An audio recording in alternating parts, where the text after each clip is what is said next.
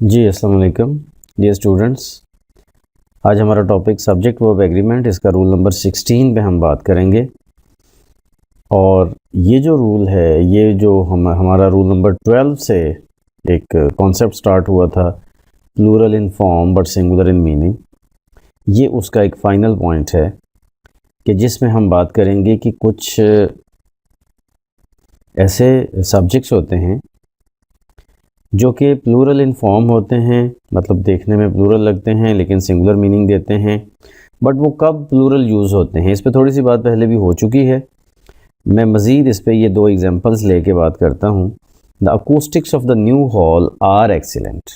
Acoustics मैंने बताया था कि सब्जेक्ट के तौर पर अगर आएगा नेम ऑफ सब्जेक्ट तो सिंगुलर आएगा, और अगर अब ये सिर्फ साउंड क्वालिटीज़ के सेंस में आ रहा है तो प्लूरल आएगा। इसी तरह से रिचेस, अब रिचेस का यहाँ पे मतलब दौलत है, ठीक है। तो ये रिचेस का वर्ड यहाँ पे जो सब्जेक्ट के तौर पर आ रहा है, इसके साथ हम वर्ब लगाएंगे प्लूरल। इसकी और एग्जांपल्स जो हैं वो आपके सामने मैं रख देता हूँ। ये जो ब्रैकेट में वर्ड्स लिखे हुए हैं, ये इसका मतलब क्या है? इसका मतलब ये है कि अकूस्टिक्स जो वर्ड है, इसके और भी बहुत सारे मीनिंग्स हैं, लेकिन ये सिर्फ और सिर्फ साउंड क्वालिटीज़ का मीनिंग जब देगा तब ये इस रूल के अंदर फॉल करेगा। ऐसे ही आर्म्स हैं, आर्म्स के और भी मीनिंग हैं, लेकिन जब ये वेपन्स का मीनिंग देगा तब ये इस रूल के अंदर फॉल करेगा। ठीक हो गया। इसी तरह से डैमेजेस के और भी मीनिंग्स हैं, लेकिन जब ये कंपनसेशन का मीनिंग देगा तब इस रूल में फॉल करेगा। तो इसका मतलब ये हुआ कि ये जितने भी वर्ड्स ये नीचे लिखे गए हैं, ये सारे एक सिंगल आइडिया ही देते हैं, लेकिन शक्ल प्लूरल वाली इनकी एस के साथ है।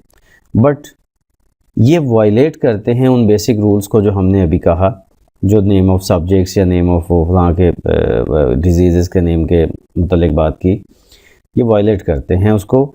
और ये प्लूरल ही की सेंस में यूज़ होते हैं। मतलब ये जितने भी वर्ड्स हैं, आप ये देखें, इसमें मैंने आगे एस ETS नहीं लिखा, ETC नहीं लिखा, एटसेट्रा नहीं लिखा। वजह क्या है कि यही वर्ड्स हैं, बस ये वो वर्ड्स हैं कि जो प्लूरल वर्ब लेते हैं। आर आ गया, हैव आ गया, ठीक है।